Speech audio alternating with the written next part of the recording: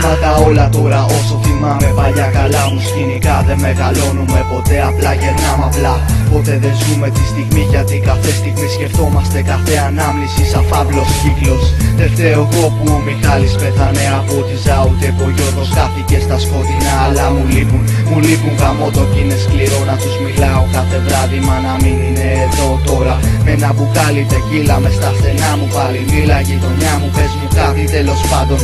Μόνο οι στάλες της βροχής, ήχος μαζί και το ψιθύρισμα ενός τρελού που μονολογεί. Είδα πράγματα, έζησα καταστάσεις, τώρα πια μονάχα κάποια δάκρυα μου θυμίζουν τα παλιά.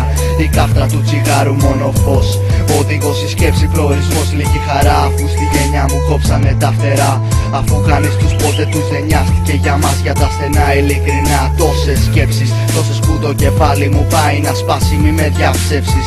Ειλικρινά είδα τα πάντα να γίνουν ανάποδα σε μια νυχτιά, όταν κατάλαβα τα φώτα στην πλατεία είναι κλειστά. Όταν κάθισα στο παγκάκι όπως παλιά με το όνομά μου χαραγμένο, μα όλα διαφορετικά βλέπεις τώρα είμαι μονάχος. Κάποιοι φίλοι μου δουλεύουνε, μαλλούς τσακώθηκα, κι άλλοι στον τάφο βρίσκονται και κατά λάθος.